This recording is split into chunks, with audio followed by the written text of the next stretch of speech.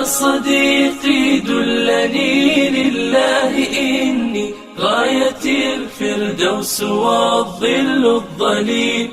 يا صديقي إننا بالله نحيا فهو نور وهو زاد والدليل. يا صديقي دلني لله إني غاية الفردوس والظل الظليل. يا صديقي إننا بالله dalam rangka meningkatkan iman dan takwa kita kepada Allah Subhanahu wa taala. Semoga Allah selalu melimpahkan rahmatnya kepada kita semua, wabil khusus kepada Bapak dan Ibu yang tergabung dalam majelis ini. Amin ya rabbal alamin. Salawat dan salam senantiasa kita haturkan kepada junjungan kita Nabi besar Muhammad SAW beserta keluarganya, para sahabatnya dan pengikutnya sampai di akhir zaman. Semoga Bapak dan Ibu yang tergabung dalam majelis ini akan mendapatkan syafaat di yaumil kiamat kelak nanti. Alhamdulillah pada pagi hari ini telah hadir Ustadz kita, Ustadz Dr. Nurul Huda Marif LCMA, yang akan memberikan tausiah mengenai takwa diambil dari kitab Riyadus Shalihin ya Pak Ustadz ya. Jadi kitab Riyadus Shalihin ini adalah salah satu kitab kumpulan hadis yang dibuat oleh Imam Nawawi dan menjadi rujukan dari banyak ulama, banyak umat Islam pada saat ini. Imam Nawawi sendiri menyusun buku ini pada abad ke-7 Hijriah, jadi 600-700 tahun setelah Hijriah. Baik, untuk memulai, perkenankan saya bacakan dahulu tata tertib dalam mengikuti kajian ini. Pak Sahid, mohon dibantu slide-nya. Yang pertama, yang paling utama adalah luruskan niat kita semata-mata untuk mencari ridha Allah Subhanahu wa taala. Berikutnya, kami mohon Bapak dan Ibu berpakaian rapi dan sopan, menghadirkan hati dan pikiran serta fisik kita agar kita bisa fokus mendengarkan butiran ilmu dan hikmah dari guru kita, Dr. Nurul Huda. Selama kajian berlangsung, mohon agar di-mute all nanti oleh Pak Admin, dilakukan mute all, dan stop video apabila dalam posisi berbaring atau mengantuk. Namun kami sarankan videonya dibuka agar bisa mendapatkan keberkahan dari Ustadz kita dengan adanya kajian ini. Jika nanti ada pertanyaan, silahkan ditulis melalui kolom chat. Juga akan kami berikan kesempatan setelah pertanyaan dalam chat dibacakan untuk dapat bertanya langsung kepada Ustadznya, kepada Ustadz kami, kita sekalian. Baik, untuk mempersingkat waktu, marilah kita bersama-sama memulai kajian ini dengan Bismillahirrahmanirrahim, dan kepada guru kita, Ustadz Dr. Nurul Huda, waktu dan tempat kami persilahkan. Assalamualaikum warahmatullahi wabarakatuh. Baik, Assalamualaikum warahmatullahi wabarakatuh. Waalaikumsalam. Alhamdulillah, wassalatu wassalamu ala rasulillah, Sayyidina Muhammadin wa man walah, wa ala alihi wa ashabihi wa man tabi'ahu ila yaumil qiyamah. Amma ba'd. Ila hadratin Nabil Mustafa Muhammadin sallallahu alaihi wa alihi wasallam. Al-Fatihah. Bismillahirrahmanirrahim. Alhamdulillahirabbil alamin arrahmanir rahim maliki yaumiddin. Iyyaka na'budu wa iyyaka nasta'in. Ihdinas siratal mustaqim. Siratal ladzina an'amta 'alaihim ghairil maghdubi 'alaihim waladdallin. Ila hadrati al-Imam Yahya bin Syaraf An-Nawawi muallifi Riyadhus Shalihin. Al-Fatihah. Bismillahirrahmanirrahim. Alhamdulillahirabbil alamin arrahmanir rahim maliki yaumiddin. Iyyaka na'budu wa iyyaka nasta'in. Ihdinas siratal mustaqim. Siratal ladzina an'amta 'alaihim ghairil maghdubi 'alaihim waladdallin. Ya Allah, mudah-mudahan kita semua yang ikut di pengajian pagi ini diberikan keberkahan oleh Allah, diberikan rahmat oleh Allah, Amin. Diberikan kesehatan oleh Allah, diberikan Amin. usia yang panjang, dan diberikan Amin. kemampuan untuk senantiasa taat kepada Allah dimanapun Amin. dan kapanpun. Al-Fatihah.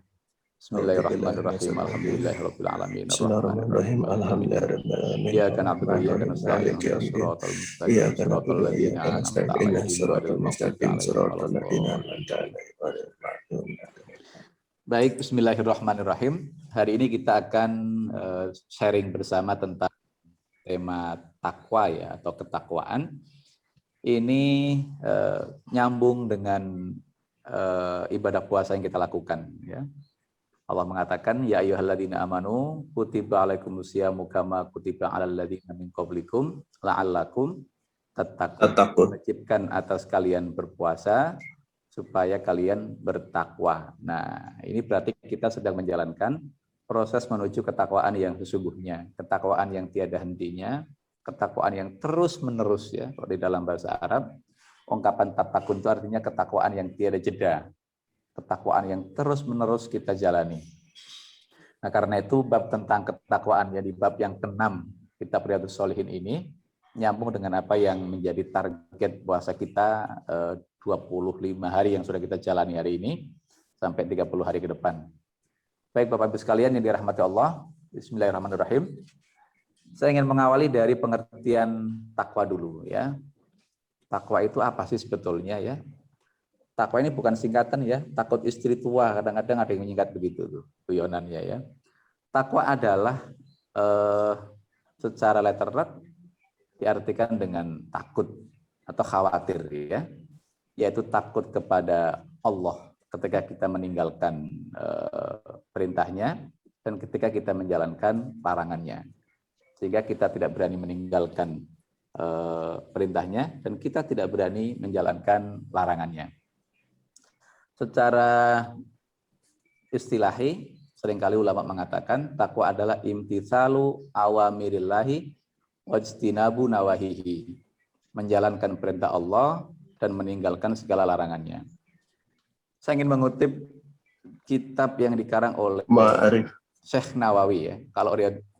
Kalau Riyadhus Shalihin ini ditulis oleh Imam An-Nawawi, kalau kitab yang ingin saya kutip ditulis oleh Syekh Nawawi ya. Kalau Syekh Nawawi ini dari Banten, dari Tanah Arab, dia menulis kitab kecil judulnya Al-Futuhatul Madaniyah fi Syu'ab Al-Imaniyah. Dia mengatakan bahwa inti dari ajaran agama kita hanya terbagi menjadi dua kategori. Yang pertama disebut dengan al-ma'murat, yang kedua disebut dengan al-manhiyat. Al-ma'murat itu adalah perintah-perintah, al-manhiyat itu adalah larangan-larangan. Syekh Nawawi kemudian membagi lagi al-ma'murat atau perintah-perintah itu ke dalam dua kategori. Ada perintah yang wajib, ada perintah yang sunnah. Perintah yang wajib itu artinya ma yutsabu ala fi'lihi wa yu'aqabu ala tarkihi. Perintah wajib itu adalah hal-hal yang kalau dikerjakan kita mendapatkan pahala, kalau ditinggalkan kita mendapat dosa. Salat itu wajib, ditinggalkan dosa, dikerjakan pahala. Puasa Ramadan itu wajib, dikerjakan pahala, ditinggalkan dosa. Zakat fitrah itu wajib, dikerjakan pahala, ditinggalkan dosa. Ini kategori perintah yang pertama. Yang kedua kata beliau, perintah itu kategorinya ada yang disebut dengan sunnah. Sunnah itu berarti pengertiannya dikerjakan mendapat pahala, ditinggalin no problem, nggak ada masalah. Makanya kan kalau yang sunnah-sunnah kita jarang menjalankan ya. Tapi kalau yang wajib hampir pasti. Sholat yang wajib 5 waktu hampir pasti kita jalankan. Kecuali yang betul-betul punya kendala keimanannya sehingga dia tidak menjalankan secara penuh kewajiban yang 5 waktu itu. Zakat fitrah yang wajib pasti kita jalankan. Apalagi ini bulan Ramadan nih, bentar lagi waktunya habis ini zakat fitrah. 5 hari lagi kan. Tapi yang sunnah seringkali kita mengabaikan. Kenapa? Karena kita punya anggapan yang sunnah itu tidak ada konsekuensi sanksi ketika ditinggalkan. Dijalankan monggo, ditinggalkan juga no problem. Ya, itu sunnah. Makanya sholat malam misalnya ini juga ya kadang kita jalankan, kadang enggak. Duha kadang jalankan, kadang tidak. Puasa Senin Kemis kadang jalanin, seringnya enggak, dan seterusnya. Ya, nah, yang wajib itu disebut dengan ibadah yang dipaksakan. atau ubudiyatul ittiror. Yang sunnah itu disebut dengan ibadah yang kita bebas memilih, ubudiyatul ikhtiyar. Lalu di kelompok yang kedua, Syekh Nawawi Al-Bantani membagi al-manhiyat, larangan, juga menjadi dua. Ada yang disebut dengan larangan haram. Haram itu berarti kalau kita jalankan dosa, kalau kita tinggalkan pahala. Kalau kita jalankan dosa, kita tinggalkan pahalanya, kebalikan dari kewajiban. Babi, bangkai, darah, hurrimat alaikumul menzir, wa ma uhilla li ghairillahi bih, ya. Daging babi, kemudian darah, bangkai, dan apapun yang disembelih bukan karena Allah, maka ini hukumnya haram semuanya. Perzinaan, al-manhiyat yang dilarang oleh Allah. Al-manhiyat juga ada kategorinya adalah makruh. Makruh ini kalau dijalankan no problem, kalau ditinggalin itu pahala. Rokok misalnya ya, yang mengatakan makruh, kalau kita ngerokok nggak dosa, karena nggak ada ketentuan yang spesifik tentang rokok. Tetapi kalau ditinggalkan itu lebih baik dan itu pahala.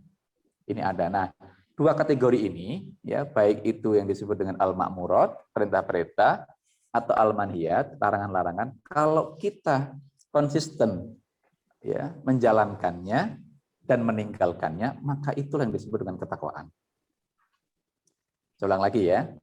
Kalau kita komitmen menjalankan al-ma'murat, perintah-perintah Allah, dan kita konsisten meninggalkan al-manhiyat atau larangan-larangan Allah, itulah yang disebut dengan ketakwaan. Tentu ini bukan pekerjaan yang mudah, ya. Ini perlu upaya, perlu niat, perlu keseriusan, ya, dan perlu upaya berjibaku untuk betul-betul kita mampu menjalankan mana yang diperintah dan meninggalkan mana yang dilarang. Jangan kebalik-balik nih. Yang diperintahkan ditinggalin, yang dilarang malah dijalanin. Ini nalurinya orang kan begitu. Karena biasanya yang diperintah itu hal-hal yang tidak enak. Tapi yang dilarang itu hal-hal yang enak. Nalurinya begitu. Makanya di dalam Kutubul Hujub Rasulullah mengatakan, ya, hujibatil jannah bil makarih wa hujibatin nar bisyahawat. Surga itu dilingkupi oleh hal-hal yang tidak enak dikerjakan. Sebaliknya neraka itu dilingkupi oleh hal-hal yang enak dikerjakan.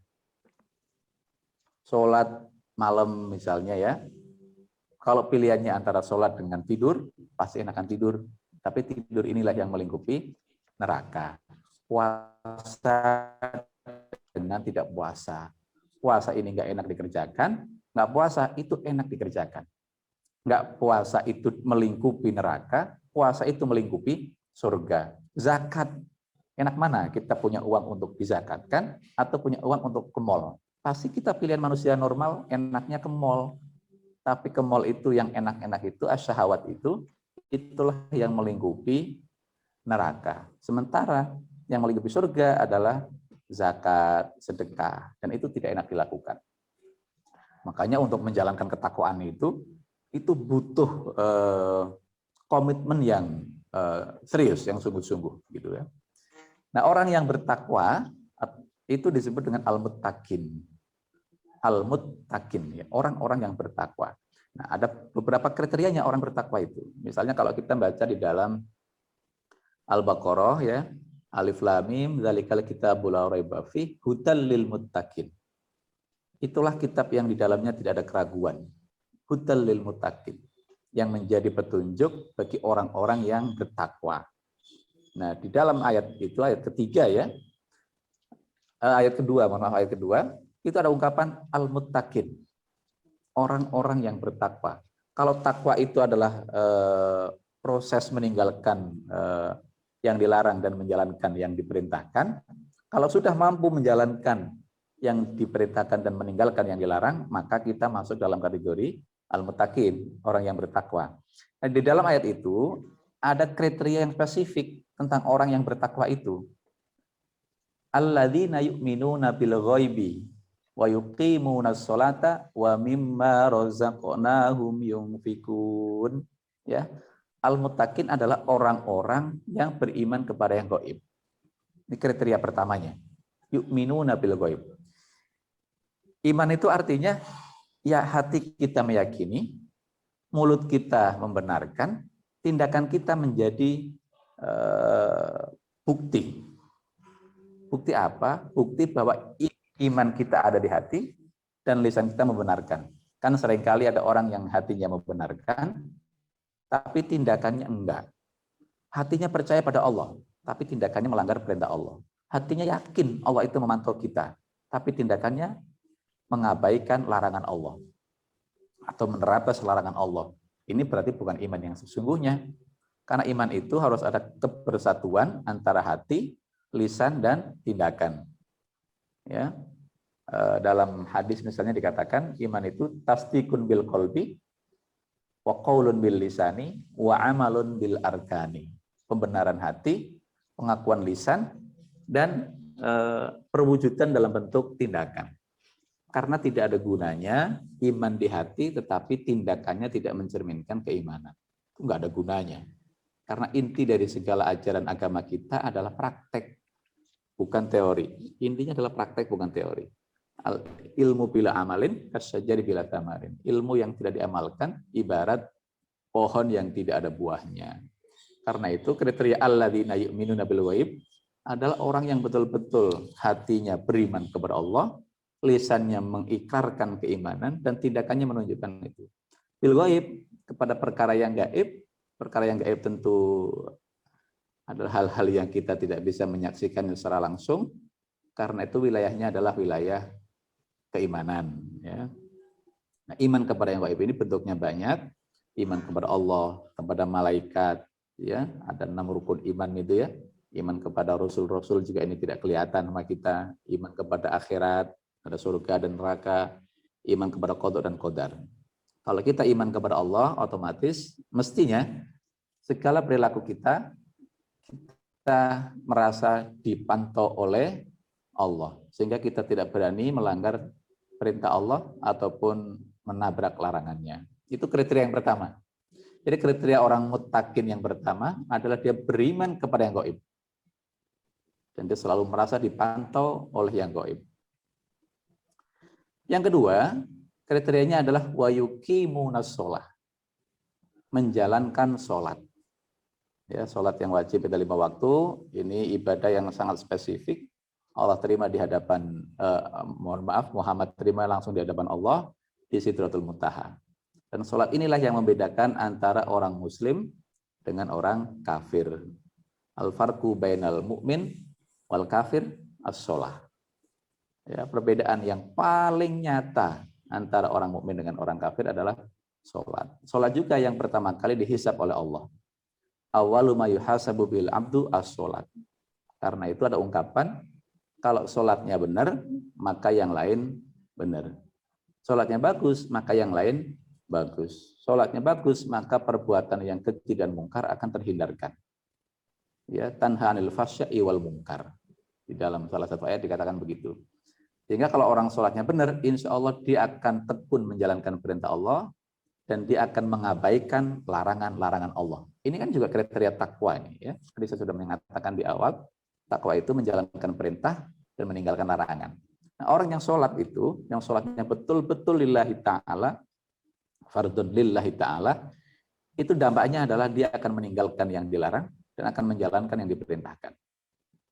Ini kalau iman, kemudian sholat itu urusannya adalah individual antara kita dengan Allah, maka ada lagi kriteria yang ketiga, orang bertakwa itu adalah wa mimma razaqnahum yunfiqun.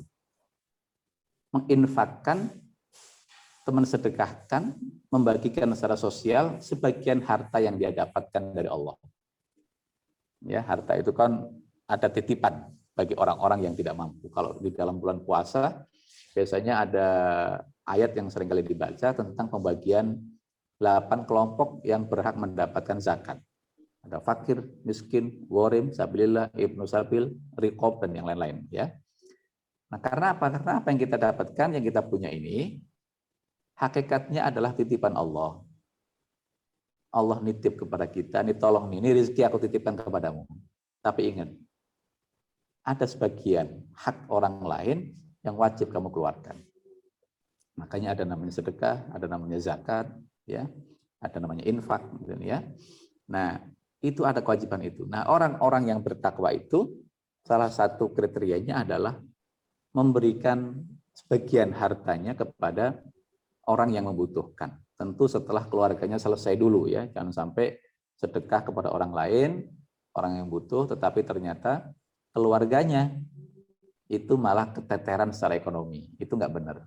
Kalau urutannya kan orang tua ya, orang tua dulu, kemudian baru yang lain-lain ya. Anak dulu, istri dulu, baru yang lain-lain ya. Urutannya. Jadi kalau kita lihat ayat ini, kriteria orang yang muttaqin, orang yang bertakwa itu, yang pertama adalah beriman kepada yang gaib dengan segala aspeknya. Kedua, menegakkan sholat, karena sholat ini menjadi kunci segala amaliyah kita. Sholatnya baik, maka amaliyah kita baik. Sholat kita buruk, maka amaliyah kita buruk. Yang ketiga, ciri orang bertakwa adalah mensedekahkan sebagian hartanya. Nah, mudah-mudahan 3 kriteria ini ada di dalam diri kita, sehingga kita layak masuk dalam rombongan orang yang disebut dengan al-muttaqin. Ya, amin ya rabbal alamin. Dan kalaupun kita belum masuk di dalamnya, kita pelan-pelan harus ada upaya. Iman kita sempurnakan. Ya. Makanya kita seringkali berdoa ya misalnya ya Allah berilah saya ketetapan iman, kesempurnaan iman. Kemudian kita baca Fatihah ya. Kan biasanya ada tuh di amalan-amalan setelah puasa, setelah sholat misalnya ya. Ya Allah berilah saya kesempurnaan iman, baca Fatihah sehingga mudah-mudahan Allah mengabulkan itu. Kalau sholat kita masih ada yang bolong, kita tingkatin. Kalau kita sudah lengkap sholatnya tetapi kekhusyuannya kurang, kita belajar lagi dan belajar lagi. Kemudian kalau sedekah kita masih kita rasa kurang, kita masih lebih banyak belanja ke mall ketimbang mensedekahkan kepada fakir miskin. Kita lebih banyak foya-foya belanja online ketimbang sedekah fakir miskin. Atau bahkan misalnya kita lupa mensedekahkan harta kita kepada fakir miskin ya, tapi kita lebih banyak hedonism misalnya ya, maka kita harus perbaiki sehingga 3 kriteria ketakwaan itu betul-betul ada di dalam diri kita. Nah, karena apa? Karena kalau kriteria ketakwaan sudah ada dalam diri kita, maka itulah tanda-tanda orang yang insya Allah diselamatkan oleh Allah, baik di dunia maupun di akhirat. Baik, saya akan masuk mulai bab ketakwaan yang pertama ya. Jadi Allah Subhanahu wa taala mengatakan, ya ayyuhalladzina amanu ittaqullaha haqqa tuqatih. Ya. Hai sekalian orang yang beriman, bertakwalah engkau semua kepada Allah dengan sebenar-benarnya ketakwaan. Tadi saya sudah menyampaikan apa itu takwa ya, baik definisi secara bahasa maupun etimologi. Saya juga sudah menyampaikan kriteria ketakwaan ya. Ada 3 tadi. Kemudian di dalam ayat ini Ali Imran ayat 102 dikatakan, hai orang-orang yang beriman. Jadi yang diseru adalah orang-orang yang beriman, Bapak Ibu sekalian ya. Karena rupanya orang-orang yang beriman, kadang-kadang ada juga yang imannya iya, tetapi ketakwaannya nggak ada gitu. Makanya diseru oleh Allah, hai orang-orang yang beriman, bertakwalah engkau semua kepada Allah dengan sebenarnya ketakwaan. Ini juga menjadi pelajaran dan renungan buat kita semuanya. Ternyata orang yang punya predikat keimanan pun ketakwaannya seringkali ada yang bermasalah. Makanya Allah ngingetin, ya, bertakwalah dengan sebenar-benar ketakwaan. Ya, tadi saya sudah menyampaikan, misalnya ada orang yang hatinya iman kepada Allah, yakin kepada Allah, yakin kepada siksa Allah, yakin kepada surga Allah, tetapi dalam prakteknya terkadang abai. Ada nggak di antara kita yang begitu? Saya yakin Allah itu ada, tapi sholat kadang-kadang bolong. Saya yakin Allah itu ada, korupsi kadang-kadang masih jalan. Ya, saya yakin Allah itu mantau saya. Malaikat Raqib dan Atid itu mencatat semua amaliyah saya, baik yang amaliyah hasanah maupun yang amaliyah sayyi'ah. Tetapi gibah orang kita masih lakukan. Gunjing orang kita masih lakukan. Nyakiti orang masih dilakukan, dolim kepada orang lain masih dilakukan, ya. Dan banyak lagi kadang-kadang perilaku-perilaku kita yang tidak sesuai dengan tuntunan agama kita. Nah, kalau ini yang terjadi, imannya mungkin ada, tetapi amaliyahnya bermasalah. Makanya tadi saya sudah menyampaikan, iman itu tidak cukup hanya di hati, tapi juga ada di mulut, dan terutama ada di dalam tindakan. Karena muslim yang baik itu, muslim yang man salimal muslimuna min lisanihi wa yadihi. Muslim yang betul-betul sempurna adalah muslim yang mulutnya menyenangkan orang lain, bukan menyakitkan orang lain, bukan menghinakan orang lain, dan tindakannya juga memberikan kenyamanan dan pengayoman pada orang lain. Karena itu Allah ngingetin. Nah, pertanyaannya adalah bagaimana keimanan yang sebenar atau ketakwaan yang sebenar-benarnya itu. Ya. Tentu kalau kita baca misalnya di dalam kitab Syarhul Aqidah Thahawiyah, di sana disebutkan ada ketakwaan yang min kholalin. Ya. Takwa itu kadang-kadang ada celahnya, ada aibnya, ada negatifnya. Ya. Misalnya ketika ketakwaan itu ya dilakukan semata-mata, ada nggak yang begitu banyak? Ada orang yang takwa, menjalankan perintah Allah, meninggalkan larangannya, tapi karena Allah. Ini kan unik nih ya. Ada orang yang bertakwa, ya, menjalankan perintah Allah, meninggalkan larangannya, tapi ternyata bukan karena Allah. Ada nggak? Ya banyak. Contohnya misalnya ya, pada zaman Nabi, ketika Nabi hijrah dari Mekah ke Madinah, ya, Nabi pernah merespon satu peristiwa sahabat yang hijrah ternyata bukan karena Allah, tapi karena ingin mendapatkan seorang wanita. Jadi orang yang berbondong-bondong dari Mekah ke Madinah, secara dohir kelihatannya bagus semua. Namanya orang hijrah kan, hijrah itu kan perbuatan yang sangat baik. Tetapi ternyata di balik itu ada orang tertentu yang melakukan perpindahan atau eksodus dari Mekah ke Madinah bukan karena Allah, bukan karena Rasulnya, tapi karena ingin mendapatkan cintanya seorang wanita, yaitu Ummu Qais. Ya. Karena itu Rasul kemudian mengatakan, innamal a'malu binniyat wa innamal likulli imri'in ma nawa. Faman kanat hijratuhu ilallahi wa rasulih fa hijratuhu ilallahi wa rasulih. Wa man kanat hijratuhu lidunya aw imra'atin yankihuha fa hijratuhu ila ma hajara ilaihi. Gitu ya. Ternyata kata Rasulullah, segala perbuatan tergantung niatnya. Ada yang orang hijrah niatnya karena Allah, maka dia mendapatkan ridhonya Allah. Ada orang yang hijrah karena mendapatkan ridho Rasulnya, maka dia akan mendapatkan ridho Rasulnya. Ada orang hijrah karena ingin mendapatkan persoalan duniawi atau ekonomi, maka dia hanya akan mendapatkan persoalan duniawi atau ekonomi. Allah, Rasulnya nggak dapat. Atau ada juga orang yang hijrah karena mengharapkan perempuan, maka yang dia dapatkan adalah perempuan. Ridho Allah, ridho Rasulnya tidak dia dapatkan. Ini banyak orang yang bertakwa tapi begini. Gitu. Misalnya, kriteria takwa tadi saya sampaikan menjalankan perintah Allah. Ada orang yang sholat. Ini menjalankan perintah Allah nih. Ketika dia sholat, Allahu Akbar misalnya, ada niat sebelumnya, usolli misalnya, usolli fardhu subhi rakaataini, fardhu lillahi ta'ala ya. Mustaqbilal kiblati fardhu lillahi ta'ala. Niat karena Allah, tetapi di hatinya kita nggak tahu. Secara fisik, secara dohir, dia sedang menjalankan perintah Allah. Ini tanda ketakwaan nih, secara dohir. Secara dohir, dia sedang menjalankan titah Allah. Seakan-akan dia bertakwa. Tetapi hatinya kita nggak tahu. Jangan-jangan dia sholat subuh itu karena dia tidak enak dengan orang tuanya. Maka di hatinya yang ada bukan Allah. Yang ada adalah orang tua. Jangan-jangan karena dia tinggalnya di rumah mertuanya, dia sholat subuh, rajin, jam 4:30 sudah bangun, sholatnya khusyuk, ternyata karena dia ingin di alam, ingin disanjung oleh mertuanya. Bisa enggak? Bisa. Dohirnya dia bertakwa karena menjalankan perintah Allah, tapi hatinya ternyata yang disimpan adalah puji-pujian dari mertuanya. Ini juga mengganggu nih. Contoh lagi misalnya, saya pernah baca satu kitab Tazkiyatun Nufus. Misalnya ada orang, biasanya dia sholat di shaf yang pertama. Ya, secara dohir kita lihat ini bagus sekali. Dia sholat itu menjalankan kewajiban Allah, dan dia mengambil shaf yang pertama, itu adalah sebaik-baik shaf, sebaik-baik baris kan, terutama untuk laki-laki di depan ya. Itu secara dohir bagus, tapi ternyata kita nggak tahu hatinya. Mungkin karena dia di dekat masjid, dia nggak enak kalau dia tidak sholat di masjid. Nah, karena perasaan tidak enak dilihat oleh manusia, maka ini bukan yang namanya ketakwaan. Yang sesungguhnya, ini namanya kholal, ini celah.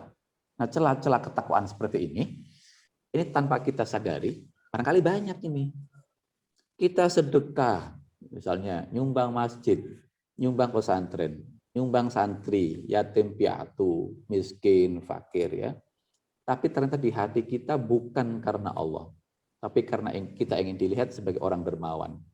Sehingga kalau orang lain tidak memuji kita merasa ada yang salah.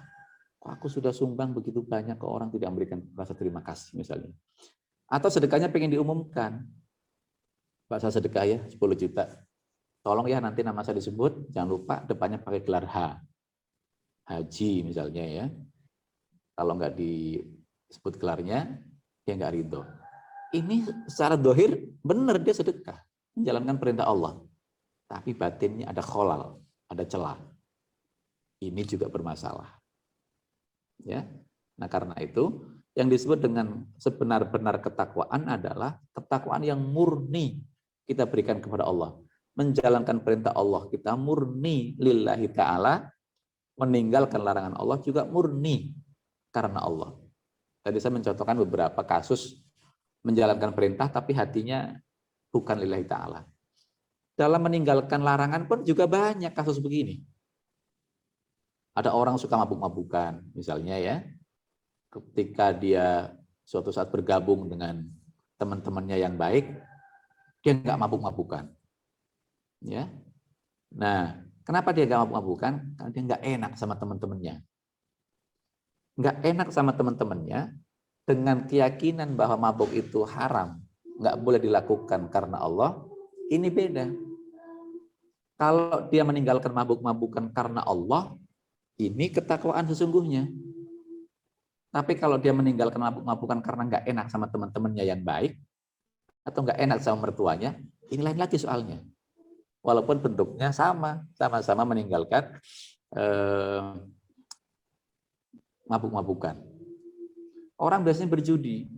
Ketika dia mendapatkan mertua yang kebetulan rada alim, dia nggak mau lagi berjudi. Tapi kalau mertuanya lagi jauh, misalnya, dia judi lagi.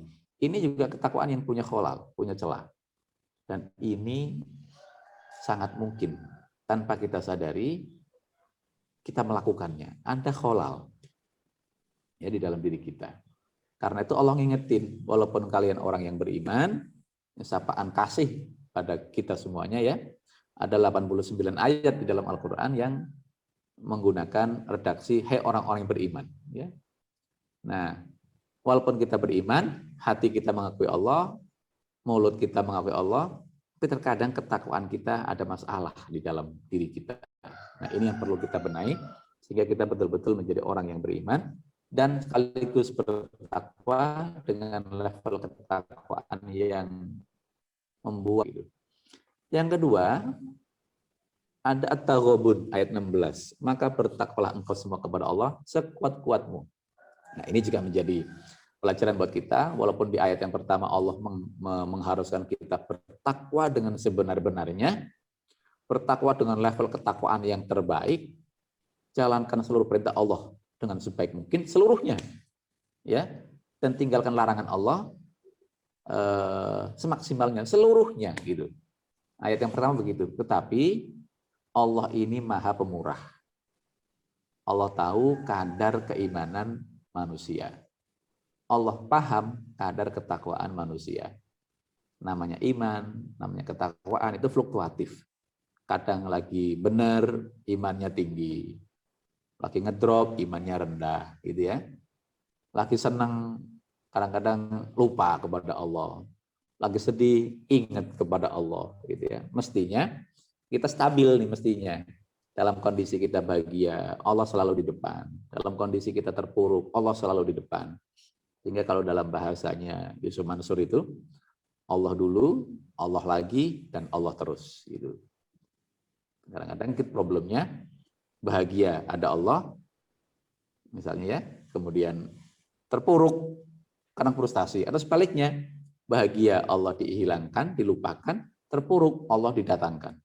Nah ini nggak fair ini ya, karena semua rezeki kita dari Allah, semua kenikmatan yang kita dapatkan juga dari Allah. Kita nggak boleh mengabaikan itu. Makanya di dalam ayat ini dikatakan Allah sangat ngerti kondisi kita. Makanya bertakwalah engkau semua kepada Allah sekuat-kuatmu, ya, mastata'tum, atau semampumu, ya, semampumu.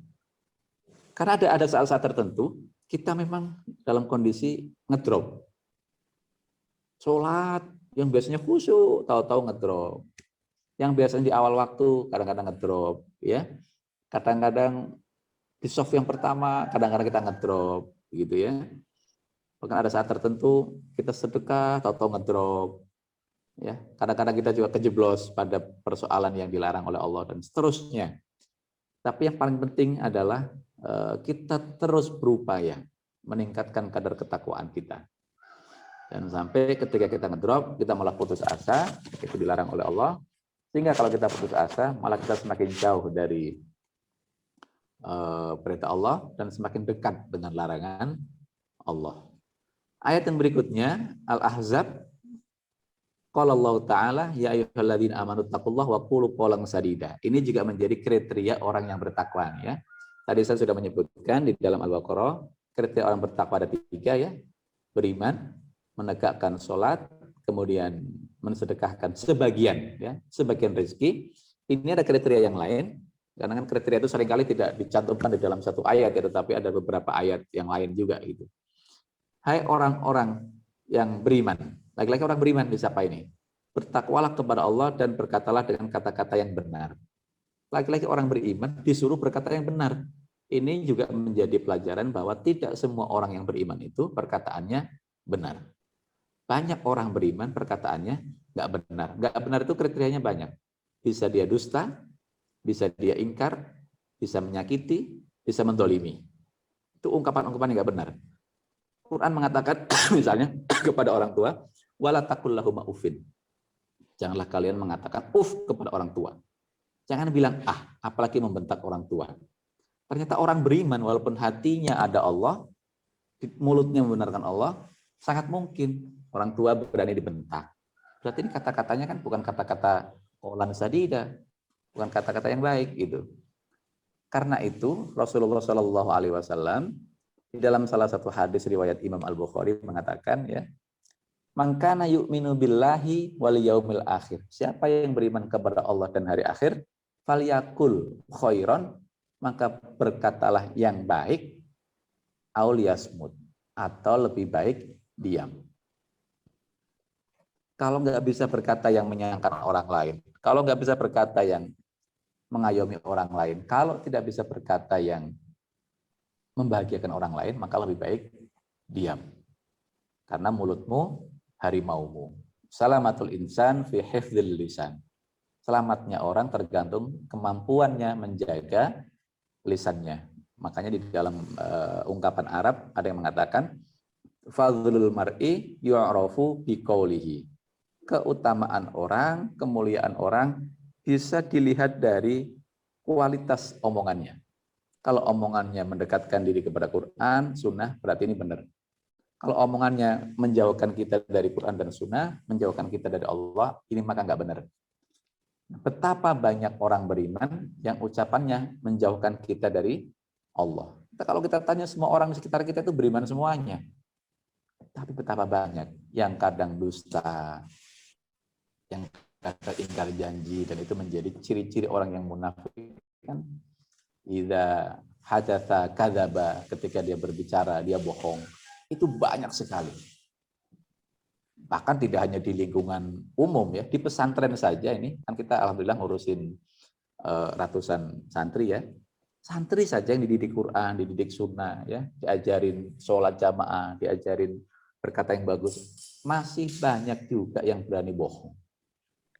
Yang tangannya juga nakal, mulutnya nakal, ya. Dia melanggar aturan, ketika ditanya bilangnya enggak, padahal bukti-buktinya banyak, ya, dan dia berani bersumpah. Ini saja di mana-mana. Makanya tidak heran ketika Allah mengingatkan orang beriman untuk berkata yang benar. Karena nyatanya banyak orang yang beriman, kata-katanya tidak bisa dipegang.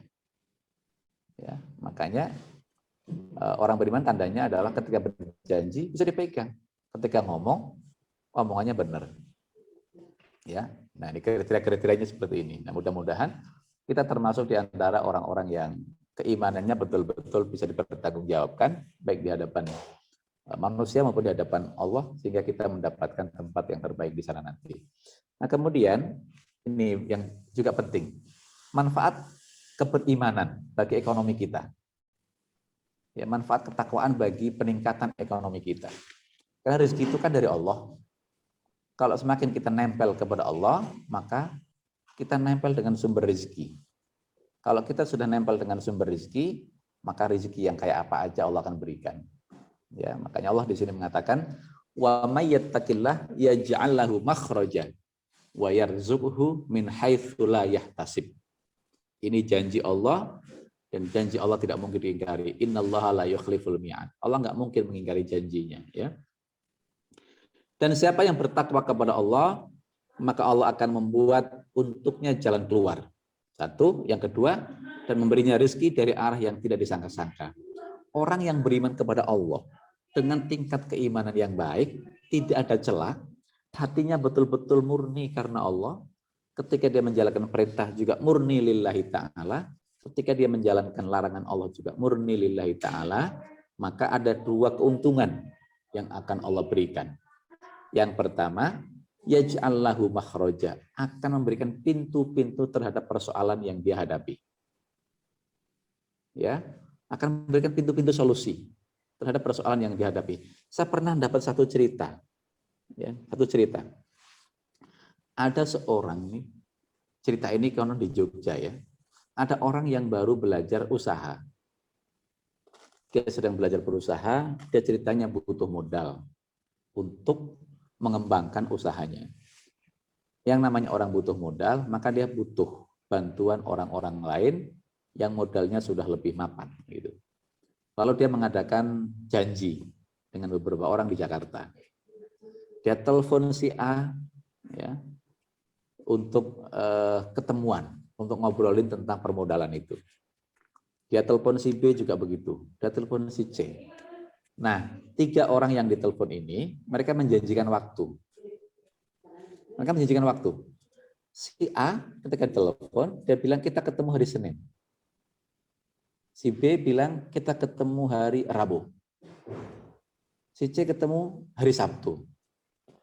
Dalam kondisi dia orang yang sedang berusaha menambah modal ya, dia belum punya kantong yang tebal.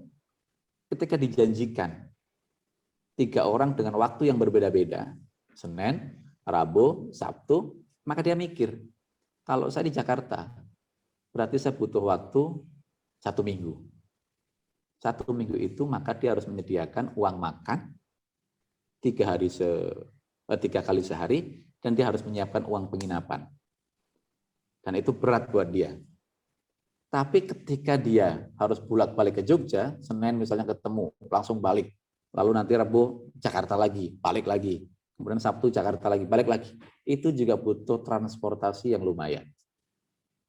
Ya, dia mikir, gimana ada orang 3 orang mau ketemu dan dia harus ketemu, tapi kok ternyata momen waktunya tidak berbarengan. Dan ini membutuhkan modal yang cukup banyak. Dia curhat kepada temannya tentang problem ini, lalu temannya nanya begini, kamu sholatnya tertib enggak? Sholatnya tertib enggak? Dia balik protes, apa hubungannya sholat dengan problem yang saya hadapi? Apa hubungannya? Tapi kata temannya ini, coba kamu sholat yang tertib. Ya, dan ternyata memang dia mengakui bahwa dia sholatnya enggak tertib. Kadang sholat, kadang enggak, kadang tepat waktu, kadang enggak gitu ya. Nah, makanya kemudian setelah diberi masukan oleh temannya, dia berusaha untuk sholat yang tertib. Duhurnya mulai tertib, tepat waktu ya. Dia juga latihan jamaah, asarnya mulai tertib ya. Kemudian maghribnya juga mulai tertib dan semuanya ditata betul sama dia. Ini kan dalam rangka menjalankan ketakwaan kan. Salah satu kriteria ketakwaan tadi adalah menjalankan perintah Allah. Sholat adalah perintah Allah, maka ditertibkan nih perintah-perintah Allah ini. Yang tadinya dia sepele, ditertibkan. Ternyata ketika sholatnya sudah ditertibkan, maka Allah juga menertibkan janjinya ketemu dengan pemodal-pemodal ini. Yang A, ya, yang tadinya ketemunya zuhur, tahu-tahu dia bilang begini, kita ketemunya pagi aja deh, Senin pagi, saya nggak ada acara siangnya, kita pagi. Lalu ternyata yang hari Rabu, telepon lagi, saya ternyata nggak bisa hari Rabu, saya ada pertemuan, gimana kalau kita Senin siang? Ternyata ketemunya Senin siang. Yang Sabtu juga sama. Saya ternyata Sabtu ada pertemuan mendadak. Gimana kalau kita Senin sore? Akhirnya sore. Dan itu ternyata setelah sholatnya tertib, itu bukan sholat, pertemuan itu menjadi tertib 1 hari selesai, dia berangkat malam minggunya, pagi Senin ketemu dengan si A, siangnya si B, sorenya si C, dan baru kemudian pulang. Ternyata tertib sekali. Ini ada satu kisah yang pernah saya baca ya, dan itu kisah nyata ya. Nah, ini bukti bahwa kalau kita tertib menjalankan ketakwaan kepada Allah, Allah memberikan kita pintu-pintu solusi. Dan saya termasuk beberapa kali mengalami ya, walaupun ketakwaan saya masih tingkatnya rendah. Dan saya yakin di antara Bapak Ibu juga punya pengalaman spiritual seperti itu. Makanya kita kalau punya problem, punya masalah, jangan jauh-jauh mengadu. Ke inilah, ke itulah, status lah, Facebook lah, ya, curhat sana, curhat sini. Cukup kita duduk, diem, mengadu kepada Allah. Karena Allah itulah yang memberikan kita masalah, dan Allah itulah yang akan menjadikan solusi untuk kita. Ya, makanya Allah seringkali marah, ya, cemburu kalau kita mengabaikan Allah, tetapi kita malah mendekat kepada selain Allah. La tas'alanna bani adama hajatan wasal alladhi abwabuhu la tahjabu. Jangan kamu dekat-dekat sama anak Adam karena dia itu nggak punya solusi. Mintalah solusi kepada zat yang pintunya tidak pernah tertutup, yaitu Allah. Ya Allah, bangun malam minta solusi. Nanti Allah menggerakkan. Solusinya bisa melalui orang. Bisa melalui satu kejadian, peristiwa yang dulunya orang nggak kenal, tahu-tahu ketemu. Yang dulunya nggak pernah saling sapa, tahu-tahu saling sapa. Bisa lewat website, bisa lewat Facebook, bisa lewat Instagram. Itu Allah nanti yang akan mengaturnya. Ya, karena seringkali hubungan dengan manusia itu yang muncul adalah kekecewaan. Tapi kalau hubungan dengan Allah, enggak. Nah, kita kebayang kalau sholat kita tertib, puasa kita tertib, zakat kita tertib, pelaksanaan kewajiban yang lain juga tertib, meninggalkan larangan juga tertib, maka yaj'al lahu makhraja. Allah akan menjadikan atau akan memberikan kepada kita pintu-pintu solusi. Karena tidak mungkin ada masalah tanpa ada solusinya, dan Allah yang punya solusinya. Keuntungan yang kedua, wa yarzuqhu min haitsu la yahtasib. Dan Allah akan memberikan rezeki kepada kita dari jalan yang tidak disangka-sangka. Dia sholatnya bagus, puasanya bagus, ketaatannya bagus, larangan ditinggalkan betul-betul karena Allah semuanya. Maka ketika dia misalnya mendapatkan kesulitan keuangan, kadang-kadang tahu-tahu ada rezeki yang datang. Kalau dia hitung-hitungan gaji dia, gaji misalkan sebulannya 3 juta, kebutuhan keluarga sekian persen, buat ini sekian persen, buat itu sekian persen. Kalau kita hitung-hitung secara normal, mungkin nggak cukup uang kita 3 juta dalam 1 bulan itu. Tapi tahu-tahu dia bisa berangkat haji, tahu-tahu dia bisa umroh, tahu-tahu dia bisa beli rumah, tahu-tahu punya mobil. Ini kita nggak tahu. Ya, dan saya yakin sekali di antara kita banyak yang mengalami ini. Ya kan? Marbot-marbot misalnya ya, tahu-tahu umroh. Ini kan kemarin nih alhamdulillah Pak Asril dan rekan-rekan ya. Ini ada rekan dari Pondok Indah yang datang ke rumah kami ini belum lama. Mungkin kalau ada yang tahu, Yayasan Darul Rizki Pratama. Barangkali ada yang tahu di Pondok Indah. Ini kepunyaan Hajah Ermi Yusfa Tamrin ya. Ini ternyata beliau ngobrol dengan saya di rumah. Ini sering memberangkatkan orang umroh, terutama marbot-marbot masjid. Setahun kadang-kadang sampai 60 orang diberangkatkan. Kebayang nggak? 60 orang ini kan orang yang tidak punya apa-apa secara ekonomi. Dia hanya di masjid, dia menjalankan perintah Allah, dan dia ngurusin rumahnya Allah. Kenapa dia mau ngurusin rumah Allah padahal tidak banyak gajinya? Karena dia yakin siapa yang ngurusin rumah Allah, siapa yang ngurusin hamba Allah, maka Allah akan ngurusin dia. Tapi karena ketakwaan itulah ternyata tahu-tahu dia mendapatkan rezeki yang tidak disangka-sangka. Melalui orang-orang seperti Bu Ermi, dan mungkin di antara kita juga salah satunya di sini misalnya, tahu-tahu ada diumrohkan. Ini nggak disangka-sangka. Kalau dia hitung-hitung menggunakan gaji dia, nggak akan mampu. Tapi karena dia dekat dengan Allah, nempel dengan sumber rezeki, maka wayarzuqhu min haitsu la yahtasib. Mendapatkan rezeki dari jalur yang tidak disangka-sangka. Dan ini sangat banyak terjadi. Saya banyak sekali nonton giveaway gitu ya, sedekah-sedekah. Ada Pak Im Wong misalnya ya, melalui bapaunya, orang-orang yang nggak punya usaha, tahu-tahu dia mendapat rezeki. Ketika ditanya, kamu sholatnya bagus ya? Alhamdulillah sholat saya bagus. Selalu begitu. Jangan lupa sholat ya. Nanti ada lagi orang yang kesusahan, tahu-tahu Mbak Im atau siapa ngasih rezeki. Pasti kalau dicek sholatnya, biasanya sholatnya bagus. Nah itu artinya ketika orang bertakwa kepada Allah dengan ketakwaan yang maksimal, lillahi ta'alanya betul-betul dikedepankan, maka rezeki-rezeki yang tersimpan itu akan Allah keluarkan. Gitu. Dan tidak mustahil. Kita juga begitu, karena Allah adalah Ar-Razzaq yang banyak memberikan rezeki, tapi ada syaratnya. Allah akan ngasih rezeki kalau kita mengikuti aturan Allah. Perintahnya dijalankan, larangannya ditinggalkan. Nah, aturan ini dijalani oleh kita, maka Allah akan kasih kita. Itu sama dengan majikan dengan pembantunya. Sama dengan atasan dengan anak buahnya. Kalau ada majikan, punya asisten rumah tangga, katakan begitu, maka yang namanya majikan itu kan punya aturan. Kamu harus jalanin kalau pagi, misalnya ngepel. Kalau siang kamu harus masak. Kalau malam harus begini. Kalau harus begini, kan gitu. Nanti kalau majikannya betul-betul senang dengan sama asisten rumah tangga ini, dia merasa nyaman, merasa dilayani betul, maka gajinya akan diberikan, bahkan seringkali bonus-bonus diberikan. Ketika majikan ini pergi ke pasar, yang dipikirannya adalah keluarganya dan asistennya.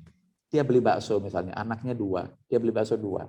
Asistennya diingat juga, dia beli bakso juga.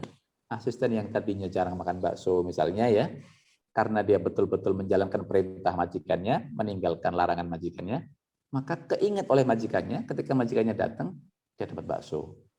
Ketika majikannya beli sop iga misalnya ya, dia juga akan kebagian. Itu nggak disangka-sangka oleh asisten rumah tangga itu. Itu murni karena dia betul-betul mengabdikan dirinya kepada majikannya, dengan pengabdian sebaik-baiknya, tanpa ada pretensi, tanpa ada kepentingan, maka otomatis majikan juga akan memperhatikan dia. Ini pengibaratan, analogi yang bisa kita jadikan renungan antara Allah dengan hambanya. Allah majikan, kita adalah budak, kita adalah pelayan. Layani Allah, maka Allah akan melayani kita. Cukupi kebutuhan haknya Allah. Allah akan mencukupi kebutuhan kita. Dan begitu seterusnya. Makanya ayat ini memberikan 2 janji.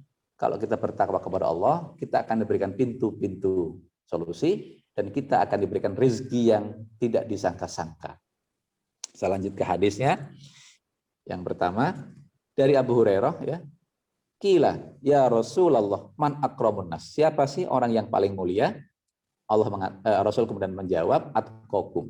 Yang paling mulia di antara kalian adalah orang yang paling bertakwa. Ya, karena pertanyaannya ini kan umum ya. Siapa sih yang paling mulia? Kata Rasul, ya orang paling bertakwa. Ini sesuai dengan ayat Quran. Ya. Ya ayuhan nas, inna khalaqnakum min dzakarin wa untha wa ja'alnakum syu'uban wa qabaila lita'arafu. Inna akramakum indallahi atqakum. Wahai manusia, aku ciptakan kalian ya, laki-laki, perempuan, berbangsa-bangsa dan bersuku bangsa. Kelaminnya berbeda. Latar belakang sukunya berbeda, kebangsaannya berbeda, kulitnya berbeda, semuanya berbeda. Tidak ada yang sama. Hidungnya berbeda, ada yang mancung, ada yang ini, ada yang itu ya. Tujuannya adalah untuk saling mengenal. Kalau semua orang bentuknya kayak saya semua, kita akan tahu mana yang saya, mana yang lain. Kalau semua orang mukanya sama semua, kita nggak akan ada tahu. Karena itu Allah menciptakan kita berbeda-beda, Tujuannya adalah untuk saling mengenal. Tetapi ingat, di dalam lanjutan ayat ini, inna akramakum indallahi atqakum, orang yang paling mulia di antara kalian adalah yang paling bertakwa. Jadi ukuran Allah bukan fisik, ukuran Allah bukan kebangsaan, bukan kesukuan, bukan warna kulit, bukan jenis kelamin, ukurannya adalah ketakwaan. Dan ketakwaan itu adanya di hati, di lisan, dan di tindakan terutama. Ya. Makanya Allah yanzuru ila qulubikum wa a'malikum. Yang dilihat adalah hati dan amaliyah kita. Nah, ketika jawaban Rasulullah bahwa orang yang paling mulia adalah orang yang paling bertakwa, para sahabat kemudian bertanya, faqalu laisa an hadza nas'aluka. Bukan ini yang kami maksudkan ya Rasul gitu.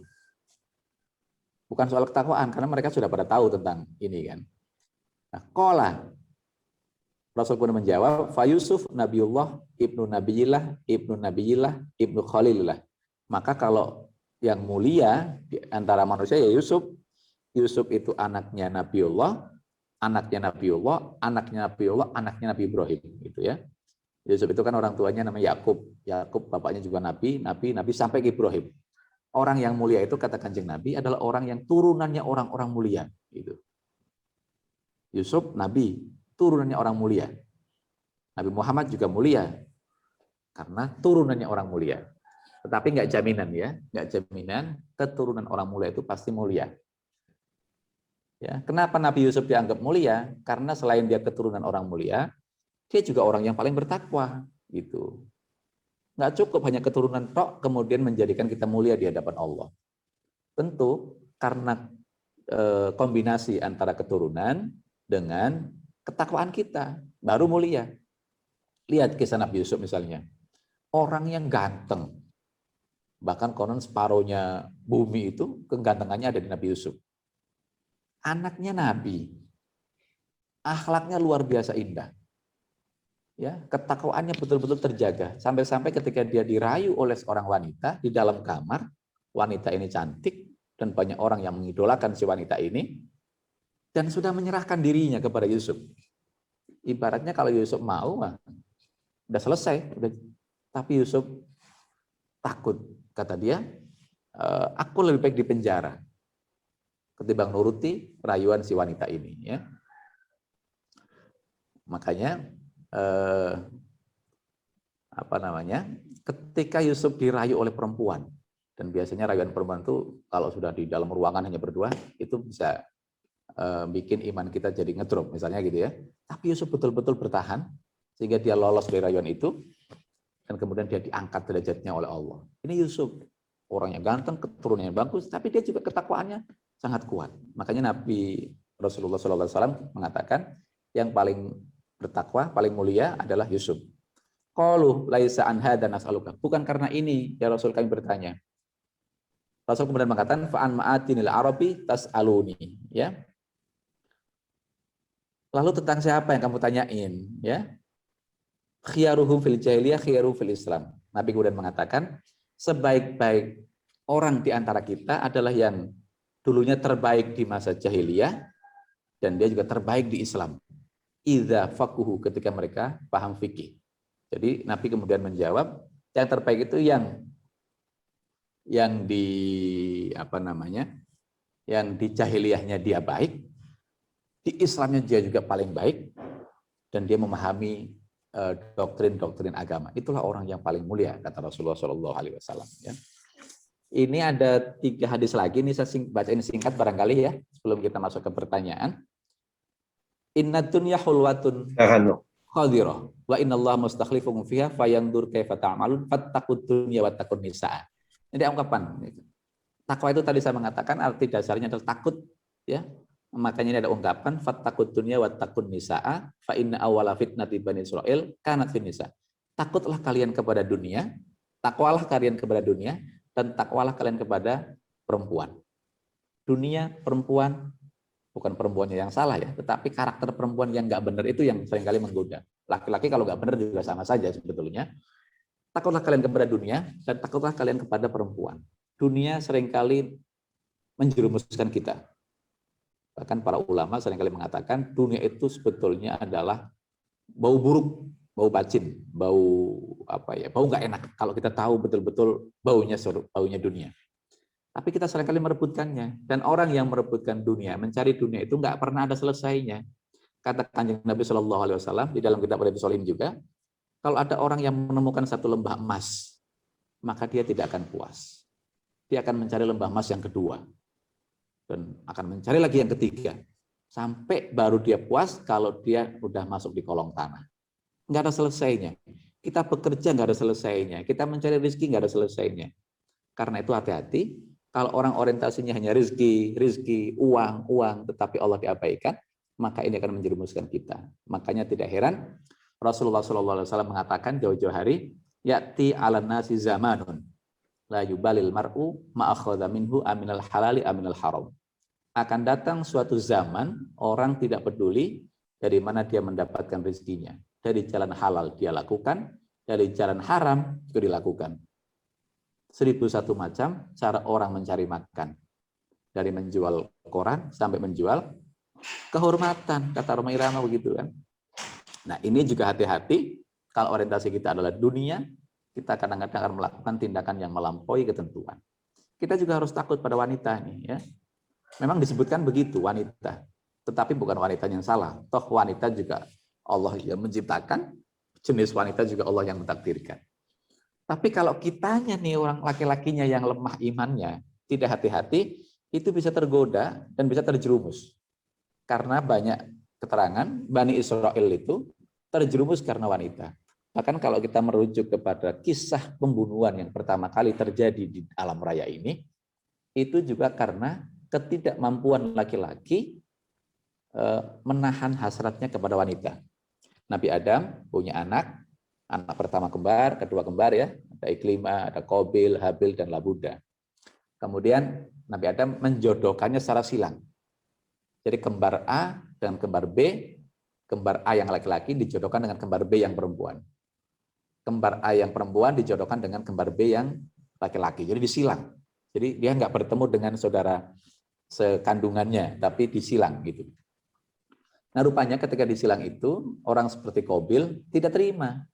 Dia maunya dengan pasangannya, karena konon pasangannya lebih cantik. Ya kan? Karena dia tidak terima, maka dia melakukan perencanaan pembunuhan kepada Habil gitu. Nah ini karena ketidakmampuan, kita pengennya nafsu kita kepada si pasangan kita, ternyata Nabi Adam menjodohkan kita kepada yang lain gitu. Kita nggak mampu nahan, akhirnya terjadi pembunuhan yang pertama kali di alam raya ini. Itu karena ketidakmampuan laki-laki menahan keinginannya untuk mendapatkan wanita. Bukan wanitanya yang salah. Wanita nggak ada yang salah. Kecuali perilakunya menyimpang. Nggak ada yang salah. Karena itu, yang salah adalah laki-laki yang imannya tidak kokoh dan tidak mampu menjaga perasaannya sampai-sampai dia melakukan tindak pembunuhan kepada saudaranya itu. Namanya Habil. Bani Israel juga begitu. Dan banyak di antara kita yang terjadi keributan, pembunuhan atau apalah misalnya ya, karena perempuan. Karena itu di sini Nabi mengatakan ittaqud dunya wattaqun nisaa. Takutlah dunia dan takutlah pada perempuan. Ya, dan itu seterusnya. Itu barangkali ada 2 hadis lagi yang saya tidak bacakan ya. Mudah-mudahan ada manfaatnya dan kurang lebihnya mohon maaf. Sekian. Assalamualaikum warahmatullahi wabarakatuh. Baik, alhamdulillah. Terima kasih atas pencerahannya Pak Ustadz Nurul. Sebelum kami bacakan tanya jawab, perkenalkan saya bacakan pengumuman atas kegiatan kami dalam beberapa hari mendatang ini. Esok hari Sabtu ada kajian mengenai energi Al-Quran dengan tema energi Al-Quran yang dibawakan oleh Dr. Andian Parlindungan. Kemudian Ahad seperti biasa tadabbur Al-Quran dibawakan oleh Ustadz Sahrudin, mentadaburi surat Al-Imran ayat 81-84. Dilanjutkan dengan silaturahmi online, jalan-jalan online ke Bangladesh bersama Ibu Dubes kita, Ibu Dubes Indonesia di Bangladesh, yaitu Ibu Rina Sumarno. Mudah-mudahan Bapak dan Ibu sekalian bisa ikut jalan-jalan online ke Bangladesh yang banyak menggunakan bahasa Jawa di sana. Selama masa bulan Ramadan ini, kami mengadakan acara kajian setiap hari mulai jam 5.30 sampai jam 7. Jadi kami harapkan Bapak dan Ibu sekalian stay tune di acara ini. Jangan kemana-mana. Kajian Tadabbur Al-Quran diadakan 2 kali setiap minggu, yaitu hari Kamis dan Ahad, jam 5.30 sampai jam 7. Kemudian untuk membaca Al-Quran, pada hari Jumat setelah acara ini, jam 7 sampai 8.30, dipimpin oleh Ustadz kita, Dr. Uci Armisi. Selain itu, di hari Jumat juga kami ada kajian keluarga sakinah untuk hari Jumat selama bulan Ramadan dirubah menjadi jam 4 sampai jam 5.30. Dibawakan oleh Ustazah Ulfatmi Amir Syah. Selanjutnya kami juga mengumumkan mengenai beberapa program-program dari Divisi Pendidikan kami, dan untuk bedah Iqra untuk belajar Al-Quran sudah mencapai program yang kelima. Ini esok hari Ahad adalah program yang terakhir.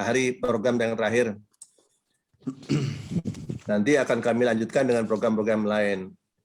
Untuk Bapak dan Ibu sekalian yang ingin memberikan sedekahnya mumpung masih di bulan Ramadan, pahalanya berlipat 70 kali, insya Allah lebih banyak ya. Dapat transfer langsung ke rekening Pejuang Subuh Pondok Indah di Bank Syariah Indonesia dengan nomor 7220201001. Sedekah ini bisa untuk kegiatan baksos kami maupun untuk kegiatan dakwah kami. Kami harapkan Bapak dan Ibu bisa menyumbangkan, menyisihkan rezekinya sesuai dengan tadi kajian dari Ustadz kita, ciri-ciri orang mutakin, yaitu yang ketiga sedekah dan infak ya Pak Ustadz ya. Baik, selanjutnya saya akan bacakan dahulu pertanyaan-pertanyaan yang ada di dalam chat Pak Nurul, Pak Ustadz Nurul. Ya. Kita mulai Pak ya. Yang pertama tadi Pak Ustadz menyampaikan ini dari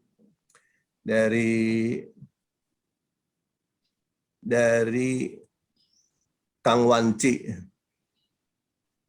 Pak Ustadz menyampaikan bahwa Pak Ustadz sendiri masih rendah. Bagaimana mengukur takwa seseorang itu rendah atau sudah tinggi? Ini sesuatu yang absurd mengukurnya ya. Apa beda takwa dan iman? Ini juga pertanyaannya. Silakan Pak Ustadz Nurul. Baik, ada satu lagi kalau nggak salah itu Pak. Oh ya, ini berhubungan juga ya dengan masalah takwa. Jadi pertanyaannya adalah untuk istiqomah dalam ketakwaan, karena iman seseorang itu suka naik turun. Nah, bagaimana kita menjaga ketakwaan kita, karena seringkali juga ini Allah yang membolak-balikan hati manusia dengan ujian-ujian ini supaya kita tetap bertakwa, istiqomah. Bagaimana kiat-kiatnya? Baik, terima kasih. Ini ada 3 penanya ya. Saya juga sudah lihat di chatnya tadi. Yang pertama tentang tadi pernyataan saya bahwa ketakwaan saya juga masih naik turun ya. Barangkali bahkan ketakwaan Bapak Ibu sekalian lebih bagus ketimbang ketakwaan saya gitu. Dan mestinya kita orang-orang bertakwa ini selalu menganggap bahwa takwa kita itu rendah dan rendah. Sehingga kita ada upaya untuk menaikkan ketakwaan kita. Jangan pernah sekali-kali kita menganggap bahwa ketakwaan kita udah selesai loh, udah puncak loh, udah tinggi loh. Karena apa? Karena ketakwaan yang kita rasa rendah itu akan membangkitkan kita untuk lebih naik lagi. Tapi kalau kita sudah menganggap bahwa ketakwaan kita selesai, itu seringkali akan menganggap kita sudah tuntas. Dan itu akan menyebabkan kesombongan pada kita. Saya sering mengutip komentar ulama misalnya, dosa yang menjadikan kita lebih dekat kepada Allah itu lebih baik ketimbang ketakwaan yang menjadikan kita sombong. Ya. Di samping itu memang ketakwaan saya juga memang sangat rendah.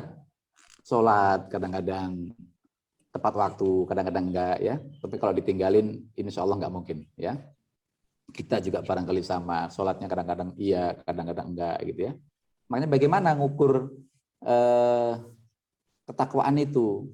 Tadi saya sudah menyampaikan di awal bahwa ketakwaan itu simpelnya adalah menjalankan perintah Allah, meninggalkan larangannya. Nah, ukurlah dengan cara ini gitu.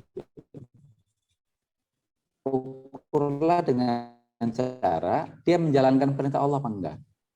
Kalau dia menjalankan perintah Allah, menjalankannya konsisten apa enggak? Sudah tertib atau belum? Sudah lengkap atau belum? Katakanlah sholat misalnya 5 waktu. Apakah dia sholatnya sudah utuh 5 waktu atau didiskon?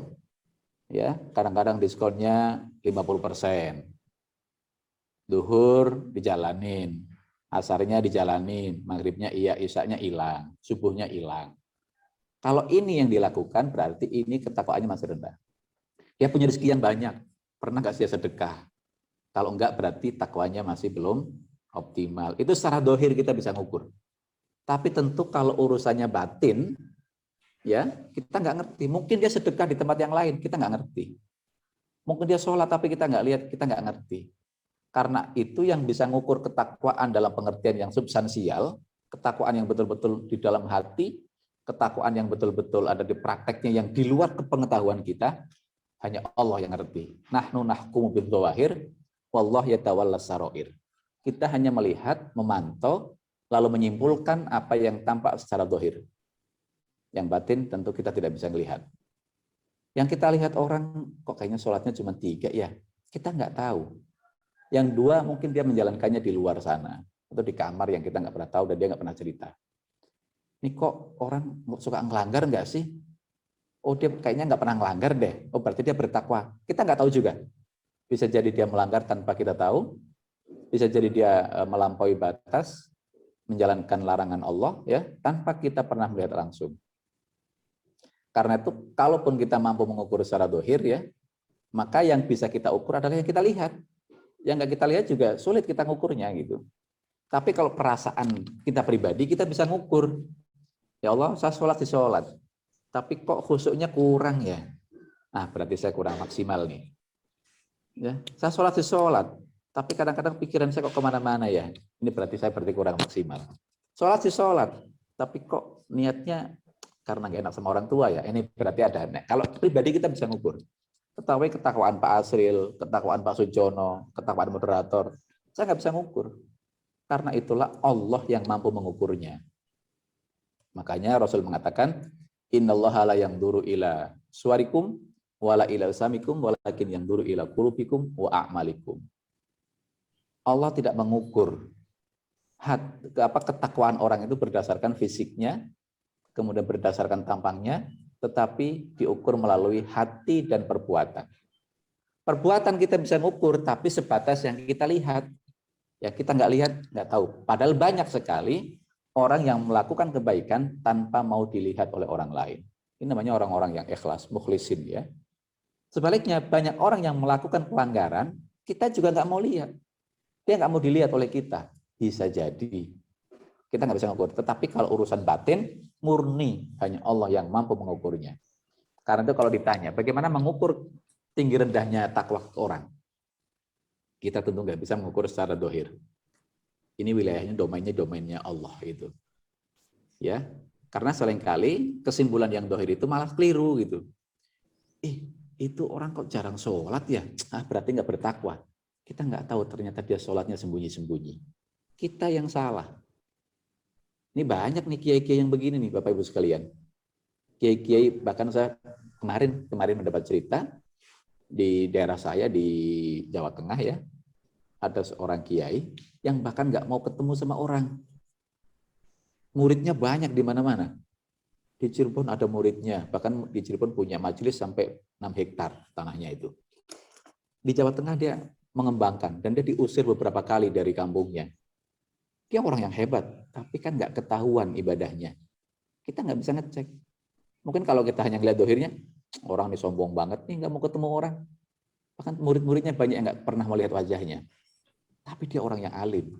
Kalau kita ngelihat hanya fisiknya, ini orang nggak mau, ini gimana sholatnya, gimana zakatnya. Tapi kan diumpetkan sama mereka ini. Cukup sholatnya dia, zakatnya dia, kemudian ibadahnya dia, hanya Allah yang tahu. Karena inti dari semua kegiatan ibadah kita adalah Allah, bukan manusia. Kenapa manusia menjadi ukuran gitu? Nah ini kita nggak bisa ngecek. Ya. Lalu apa bedanya takwa dengan keimanan? Ya. Keimanan tadi saya menyampaikan bahwa ada 3 komponen yang harus sama. 1 hati, 2 mulut, 3 adalah tindakan. Nah, kalau hati, mulut, tindakan sudah sama, lalu terimplementasi dalam kegiatan, itulah takwa. Karena itu saya bisa mengatakan bahwa iman itu adalah fondasi, ya, ketakwaan itu adalah implementasi dari keimanan. Makanya kan di dalam ayat-ayat tadi, iman, takwa. Iman, hai orang-orang yang beriman, bertakwalah kalian kepada Allah dengan sebaik-baik ketakwaan. Hai orang yang beriman, takwalah kepada Allah kalian dengan ini. Hai orang beriman, selalu begitu kaitannya. Nah, iman itu fondasinya, ketakwaan itu adalah realisasi dari pilar-pilar keimanan itu. Kita lihat misalnya dialog antara Rasulullah dengan Jibril ya di dalam hadis Arba'in itu yang dulu juga pernah kita kaji di Pondok Indah ya. Iman itu yang pertama adalah percaya kepada Allah. Ya, yang kedua percaya kepada Rasul-Rasul Allah, kepada malaikat-malaikat Allah, kitab-kitab Allah, kemudian qada dan qadar, hari kiamat. Ini kan sifatnya teori semua ini. Ya kan? Teori semua sifatnya. Iman kepada Allah ini kan teori. Iman kepada Rasul juga teori. Iman kepada kitab juga sama. Iman kepada malaikat juga sama. Nah, teori ini nggak cukup. Tapi harus ada praktek. Iman kepada Allah itu bagaimana sih caranya? Nah, prakteknya ini namanya ketakwaan. Kalau misalnya Allah itu tunggal, Allah itu manto kita, Allah itu mencatat amalia kita, Allah itu akan membalas kita, itu teori semua. Tapi ketika kita misalnya, oh saya itu percaya sama Allah, Allah punya perintah, Allah punya larangan, aku jalanin perintahnya, aku tinggalin larangannya, itulah ketakwaan. Rasul itu mandataris Allah, Rasul punya ajaran, ada perintah, ada larangan, aku jalanin perintah Rasulullah, aku tinggalkan larangannya, itulah ketakwaan. Makanya di Quran dikatakan, wa ma'atakumur rasul fakhudhuhu wa manahakum anhu fantahu. Apa yang Rasulullah bawa, ikuti. Yang Rasulullah larang, tinggalin. Itulah ketakwaan. Karena itu iman itu adalah fondasi, ketakwaan itu adalah pelaksanaan dari keimanan kita kepada Allah. Malaikat, kita beriman kepada malaikat, ada yang nyatat di kanan kiri. Ada yang menurunkan rezeki, ada yang ini, ada yang itu. Kan? Katakanlah malaikat yang mencatat kita, kebaikan dicatat di sisi kanan, kejelekan dicatat di sisi kiri. Kalau kita hanya mengimani malaikat itu ada yang nyatetin, itu namanya teori, itu namanya iman. Bahwa di sini ada loh, di sini ada loh. Tapi jangan kita bayangkan secara fisik ya. Bahwa ada yang mencatetin, itu namanya iman. Tapi ketika kita, kalau saya nggak sholat, nanti dicatat yang kiri nih. Sholat karena Allah. Di pasar, mau korupsi, mau nakal, mau jual dagangan yang tidak sesuai misalnya, dengan cara-cara yang tidak baik, nggak jadi, malaikat kan ngeliatin. Nah itu namanya ketakwaan. Ya karena itu iman tanpa takwa nggak ada gunanya. Takwa tanpa iman juga nggak ada gunanya. Dia sholat tapi bukan karena Allah, nggak ada gunanya, karena nggak ada iman. Ya. Dia nggak korupsi, tapi bukan karena Allah, nggak ada gunanya. Karena itu keimanan dan ketakwaan, walaupun iman adalah fondasi, ketakwaan adalah realisasi dari keimanan itu, tapi dua-duanya ibarat saudara kembar, ibarat dua sisi mata uang yang tidak boleh dipisahkan satu dengan yang lain. Yang kedua, pertanyaan tentang tentang iman ya, yang seringkali fluktuatif ya. Ya kita akui, iman kita memang seringkali fluktuatif, makanya gimana caranya kita nggak meningkatkan, mungkin kita butuh waktu, tetapi paling tidak kita menstabilkan keimanan kita. Pertama, kita harus banyak berdoa kepada Allah tentu saja, karena keimanan itu domainnya domain Allah. Hidayah, keimanan, ya, taufik, itu domainnya domain Allah. Kalau kita mendekat dengan Allah, kita minta kepada Allah supaya iman kita ditetapkan. Ya, tadi saya sudah menyampaikan di awal, habis sholat misalnya, kita berdoa kepada Allah, ya Allah, sempurnakanlah iman saya, baca Fatihah. Saya kebetulan kan ikut satu zikir ya, zikir yang dipimpin oleh seorang kiai di Jawa Tengah, di Parakan, namanya Kiai Haidar Muhaiminan ya. Beliau seorang mursyid tarekat. Saya ngikut di sana. Itu kalau kita mau zikir, itu pertama kita wajib baca Fatihah. Fatihah itu diniatkan 3 hal. Yang pertama, ya Allah, lapangkanlah dada saya. Lapangkanlah hati saya. Itu niat pertamanya. Hati ini kan tempatnya masalah. Tempatnya problem, kadang senang, kadang enggak, ya, kadang bahagia, kadang sedih. Tempatnya bergolak begitu. Makanya baca Fatihah untuk kelapangan hati. Yang kedua, baca Fatihah untuk kesempurnaan iman. Ya Allah, iman saya ini kan naik turun. Konsistenkanlah iman saya ya Allah dan sempurnakanlah iman saya. Fatihah yang kedua itu. Fatihah yang ketiga adalah ya Allah, ya, selamatkanlah saya di dunia dan di akhirat. Hanya itu aja udah. Ya karena kan doa itu penting sekali karena ini akan mengetuk pintu langit, mengetuk pintu Allah. Kemudian misalnya lagi, yang namanya hati ini kan disebut dengan hati kolbun karena litaqallubi. Sumiyal kolbu kolban litaqallubihi. Hati disebut dengan kolb karena bolak-balik. Pagi senang, sore sedih. Sore sedih, malamnya bahagia. Hari ini gembira, hari ini iman, besok menurun dan seterusnya. Makanya di dalam hadis Tirmidzi misalnya ya, Rasul ngajarin kita berdoa supaya hati kita itu stabil. Misalnya, ya muqallibal qulubi, tsabbit qalbi ala dinika wa ta'atika. Wahai zat yang membolak-balikan hati. Ini satu petunjuk bahwa yang bolak-balikan hati kita itu ya Allah juga gitu. Tsabbit qalbi ala dinika wa ta'atika. Tetapkanlah hatiku pada agamamu dan kepada ketaatan kepadamu. Doa lagi, Rabbana la tuzigh qulubana ba'da idh hadaitana wa hab lana min ladunka rahmah innaka antal wahhab. Misalnya ya, hidayah yang sudah masuk dalam diri saya, ya Allah jangan dibikin ragu gitu. Nah, itu yang pertama, tentu levelnya level spiritual. Kita harus banyak berdoa. Yang kedua, tentu ada level-level yang non spiritual. Kita harus ingat manfaatnya sholat itu apa, manfaatnya puasa itu apa ya. Untuk ketakwaan, manfaatnya zakat itu apa, dampaknya larangan itu apa, ya. Kalau kita zina, dampaknya apa, kita mencuri, dampaknya apa, kita harus ingat. Sehingga kalau kita ingat apa manfaat dan apa dampaknya, kita akan bisa terkontrol. Karena Syekh Yusuf Al-Qardawi di dalam salah satu karyanya ya, ini diterjemahkan ke dalam bahasa Indonesia, membumikan syariat Islam, beliau mengatakan semakin sesuatu itu diperintahkan oleh Allah, maka maslahatnya semakin tinggi. Semakin dilarang, maka mafsadatnya, kerusakannya semakin tinggi.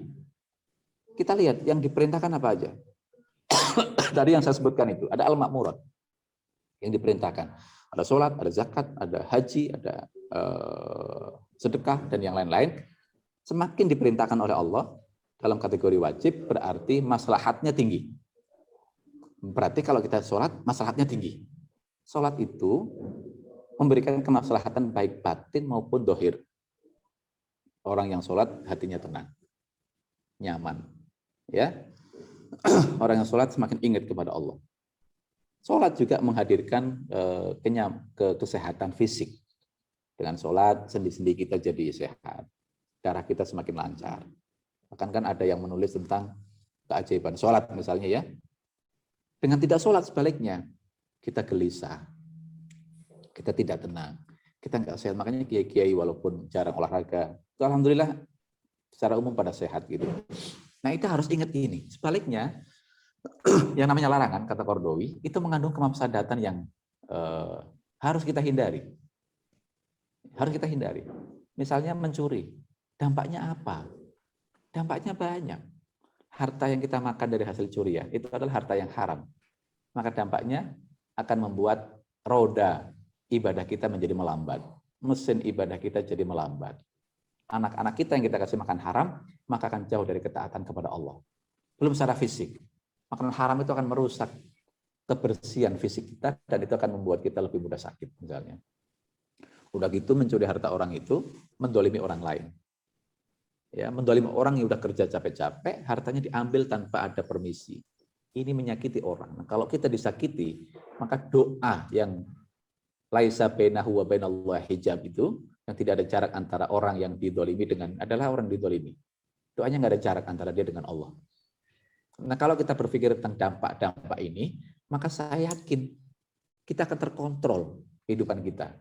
Kita nggak berani mengabaikan yang wajib dan tidak berani menjalankan yang dilarang. Nah, sudah cukup dua ini saja kita jalankan. Yang pertama banyak berdoa kepada Allah. Yang kedua kita ingat dampak. Dampak yang baik dari perintah dan dampak yang buruk dari larangan. Insya Allah kita akan terjaga. Tapi ingatnya benar-benar gitu. Sholat renungkan manfaatnya. Puasa renungkan manfaatnya. Puasa ini juga manfaatnya sangat banyak. Spiritual ya iya, fisik juga iya. Ya, darah makin lancar, autolisis terjadi, ya, sel-sel yang rusak tergantikan dan banyak lagi manfaatnya. Maka kita insya Allah akan makin dekat kepada Allah dan keimanan kita, ketakwaan kita akan terjaga dengan baik. Yang ketiga, ini ada pertanyaan yang juga penting. Ada satu perilaku yang makruh, misalnya ya, tapi orang lain bilang haram. Itu gimana? Ya. Nah, di dalam kitab Arba'in Nawawi misalnya Rasul mengatakan al halalu bayyinun wal haramu bayyinun wa ma bainahuma umurun mustabihatun. Gitu ya. Yang halal itu sudah jelas. Quran menyampaikan yang halal, hadis menyampaikan yang halal. Yang haram pun juga sudah jelas. Di Quran juga ada keterangannya, di hadis juga ada keterangannya, ya. Yang halal apa misalnya? Ya, binatang-binatang disembelih karena Allah itu halal, ya. Kemudian makanan-makanan halalan thayyiban yang bergizi itu halal. Ya, bahkan yang haram itu sedikit disebutkan oleh Allah. Hurimat alaikumul maitatu wad damu wal hamul khinzir. Diharamkan bagi kalian bangkai, darah, daging babi dan apapun disembelih bukan karena Allah. Enggak banyak yang disebutin kalau yang haram. Itu artinya bahwa makanan-makanan itu mohon maaf. Makanan-makanan itu yang terbanyak adalah yang halal. Makanya yang halal itu nggak dirinci sama Allah, tapi yang haram disebutin beberapa. Nah, kata Kanjeng Nabi, yang haram itu ditetapkan karena untuk melindungi kita. Karena di balik yang haram itu ada kerusakan. Orang makan babi ada kerusakan, makan bangkai ada kerusakan di sana. Makan darah juga ada kerusakan. Gitu. Makanya Qardawi mengatakan ada kerusakan di balik larangan. Gitu. Dan kita nggak boleh melanggar itu. Nah, di antara yang halal dan di antara yang haram itu ada namanya syubhat di tengah-tengah. Syubhat itu artinya hal-hal yang hukumnya tidak dijelaskan secara detail oleh Al-Quran maupun Sunnah. Nah nanti untuk syubhat ini orang berbeda pendapat nih. Kadang ada yang memasukkan ke halal, ada masukin ke haram, kadang masukin ke makruh di tengah-tengah itu. Ini tergantung kecenderungan orang. Makanya hukum yang syubhat itu seringkali diperselisihkan. Contoh kecil, rokok. Ya mungkin di antara kita ada yang suka rokok. Ini mohon maaf bagi yang suka rokok atau yang tidak suka rokok. Ini contoh. Apakah ada hukum rokok itu halal secara detail? Nggak akan ketemu. Sebaliknya, apakah ada hukum rokok itu haram secara detail? Nggak akan ketemu. Ya. Nah, karena ini tidak ada kejelasan hukumnya, ya, halalnya juga tidak jelas, haramnya tidak jelas. Lalu orang mengkaji, rokok itu sebetulnya gimana sih? Lalu kemudian orang membandingkan. Yang dihalalkan itu biasanya mengandung manfaat. Oke, mengandung maslahat. Oke. Yang diharamkan biasanya mengandung mafsadat, mengandung kerusakan. Oke. Rokok dikaji. Rokok itu manfaat atau tidak? Mengandung kebaikan atau justru mengandung keburukan? Lalu berdebat nih para ulama, ya, melibatkan medis misalnya. Medis bilang rokok itu mengandung kerusakan. Orang yang rokok paru-parunya bisa rusak, jantungnya bisa rusak. Misalnya begitu. Kalau ini mengandung kerusakan berarti ini nggak boleh. Nah nggak boleh itu bisa haram, bisa makruh. Tadi saya sudah menyampaikan kan di awal ada al-manhiyat. Manhiyat itu larangan Allah. Larangan itu ada yang halal, ada yang makruh. Ada yang haram, ada yang makruh. Nah rokok, karena ini ada kerusakan menurut medis, kemudian ada yang memasukkan ke dalam haram, ada yang memasukkan ke dalam makruh. Kenapa dimasukkan ke dalam haram? Karena ini mengandung kerusakan. Kenapa dimasukkan ke dalam makruh? Karena ini tidak ada kejelasan dalil haramnya, tapi ada kerusakan. Ada kerusakan, tapi dalil haramnya nggak clear. Nggak berani dimasukin ke dalam haram, maka makruh. Yang penting ditinggalin. Tapi oleh yang lain kemudian dikatakan, bagi saya manfaatnya banyak kok rokok itu. Contohnya apa? Saya kalau nggak ngerokok nggak bisa mikir. Ada yang begitu. Saya kalau nggak ngerokok lemes. Saya kalau nggak ngerokok nggak punya gairah. Oh berarti manfaat dia. Dan saya ngerokok nggak pernah sakit. Yang ngerokok ya mati. Ya nggak ngerokok juga mati. Biasanya begitu kan. Akhirnya mereka mengatakan, nggak makruh. Ini mubah. Nah, inilah wilayah-wilayah yang ada di dalam antara halal dan haram. Bagaimana kalau misalnya yang makruh diharamkan? Itu tentu tidak ada masalah. Dan itu sangat hati-hati. Kehati-hatian dalam menetapkan hukuman itu lebih baik ketimbang kecerobohan. Rokok misalnya, ada yang bilang haram, ada yang bilang makruh, ada yang bilang mubah. Lalu ada orang bilang, bagi saya rokok haram. Itu silakan. Itu lebih hati-hati. Tetapi nggak boleh menganggap yang memakruhkan atau yang memubahkan itu salah. Oh, kamu bilang rokok itu mubah, oh berarti kamu kafir nih. Kamu nggak ngikuti Quran. Nggak boleh. Karena ketentuan detailnya tidak ada dalam Quran maupun sunnah. Kemudian kita menyalahkan lagi yang makruh. Kamu yang makruh ini salah ini. Ini harusnya haram karena secara medis begini. Nggak boleh juga. Sebaliknya, yang mengatakan rokok itu mubah, nggak boleh menyalahkan yang mengatakan makruh. Yang mengatakan rokok mubah, nggak boleh menyalahkan yang mengatakan rokok itu haram. Karena ini ada di wilayah mustabihatun, abu-abu. Berbeda kalau ada orang yang bilang babi itu halal loh, nah itu harus disalahkan. Karena apa? Keharaman babi itu jelas, qat'i di dalam Quran. Kemudian lagi ada orang yang menghalalkan bangkai itu halal loh, enak loh. Ini selain bangkai ikan dan belalang ya, bangkai yang lain, bangkai kambing, bangkai kerbau misalnya. Kalau dia mengatakan halal, ini harus disalahkan karena Qurannya jelas. Kemudian lagi misalnya ada bangkai ikan, Nabi sudah bilang, ya bangkai itu semuanya haram kecuali 2 bangkai, ikan dan belalang. Lalu ada orang mengatakan bangkai belalang itu haram, bangkai ikan itu haram. Ini harus disalahkan karena Nabi mengatakan bangkai ikan itu boleh gitu. Ada lagi mengatakan misalnya kerbau itu haram. Ini kan ada beberapa saudara kita yang beda agama dengan kita. Babi itu nggak boleh dimakan, dia haram misalnya. Kalau kita dalam keyakinan kita Muslim, nggak boleh ada orang mengatakan babi itu sapi ya, bukan babi, maaf, sapi itu haram, nggak boleh. Karena ayatnya jelas tentang Baqarah ya, sapi itu halal.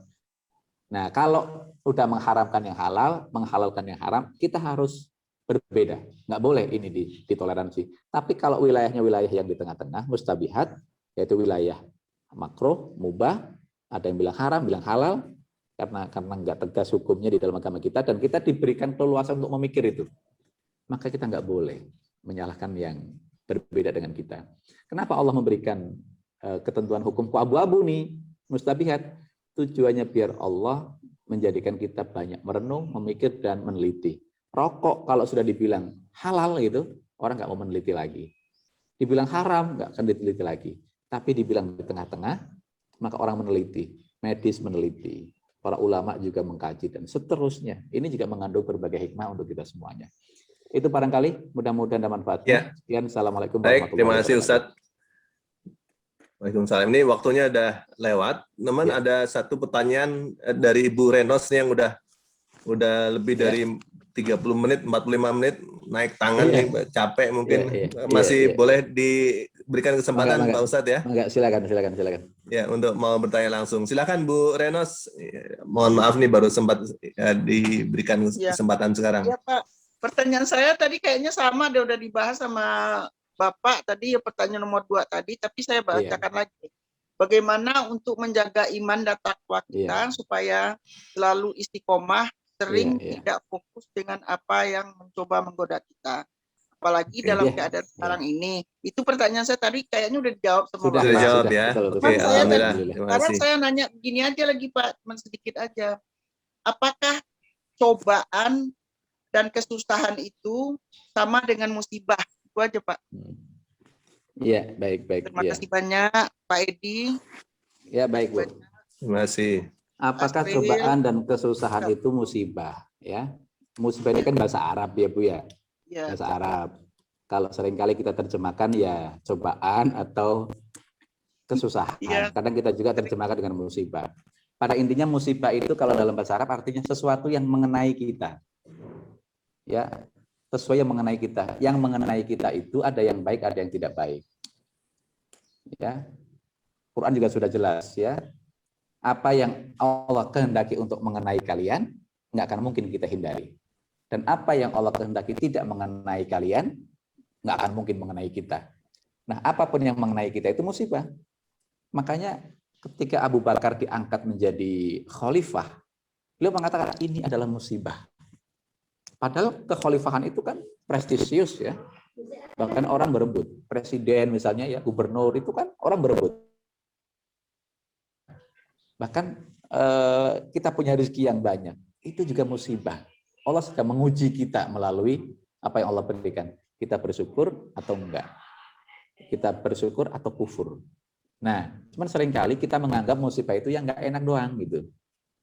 Sakit, musibah. Misalnya ya, enggak punya uang, musibah. Kemudian meninggal, musibah. Ya. Kemudian musibah. Dan banyak musibah itu yang berkaitan dengan hal-hal yang kurang bagus. Ya. Bahkan walanabluwannakum bisyai'in minal khaufi wal ju'i wa naqsin minal amwali wal anfusi was samarat. Saya dulu udah menyampaikan kalau tidak salah ya. Musibah itu bentuknya banyak, ujian itu bentuknya banyak. Kadang meninggal, kadang harta kita hilang, kadang ini juga musibah semuanya. Karena itu kalau kita bicara musibah, walaupun sebenarnya musibah itu tidak identik dengan yang nggak enak, tapi juga berkaitan dengan yang enak. Tapi seringkali kita itu kalau yang dikasih enak-enak kita nggak ingat bahwa ini adalah ujian. Tapi giliran kita dikasih yang nggak enak, kita selalu ingat ini adalah ujian Allah. Dan tidak ada seorang pun yang tidak diuji oleh Allah. Bahkan semakin orang itu dekat dengan Allah, maka semakin banyak ujiannya.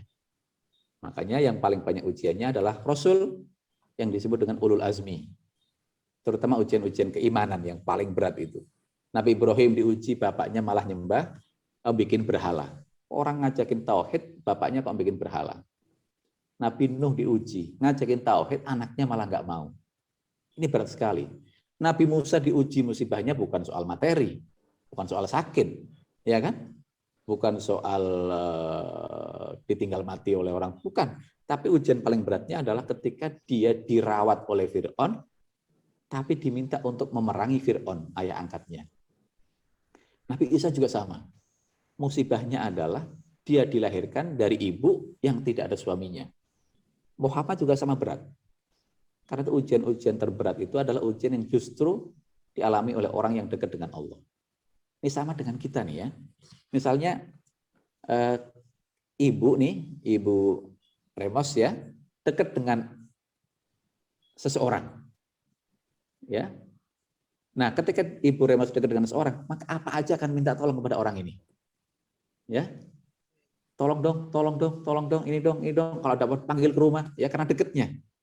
Sini dong sekarang, mau makan minta ditemenin. Ya. Ketika mau beli apa, suruh beli. Saking dekatnya. Tapi dengan orang yang tidak dekat, boro-boro Ibu Remos nelfon. Ke rumah dong, nggak pernah. Kenapa? Karena yang ada di memorinya, itu orang yang dekat, Bu. Kata orang yang dekat nih ya, Ibu Remos kok dikit-dikit nyuruh saya, dikit-dikit suruh ke rumah. Saya kan butuh privacy dong, saya butuh santai dong di rumah. Tapi kalau orang ini memahami bahwa Bu Remos begitu dekatnya sama orang ini, sehingga apa aja diperhatikan oleh Bu Remos, maka seharusnya dia bersyukur. Tapi sebaliknya orang yang jauh, ini kok Bu Remos nggak pernah WA ya, nggak pernah ngebel ya, nggak pernah nanya ya. Itu indikasi Bu Remos emang nggak kenal sama dia, gitu. Nah makanya kalau Allah sering menyapa kita dengan musibah, dengan yang enak atau yang tidak enak, maka berarti Allah dekat dengan kita. Kalau Allah kok nggak pernah ngasih sakit ya, nggak pernah ngasih kesulitan ekonomi ya, jangan-jangan Allah nggak ingat sama kita nih. Ini perumpamaan gampangnya begitu Bu Remas ya. Mudah-mudahan kita termasuk yang selalu ingat kepada Allah dalam keadaan senang maupun dalam keadaan susah. Sekian, terima kasih. Mudah-mudahan ada manfaatnya. Baik, terima kasih Pak Ustadz. Karena waktu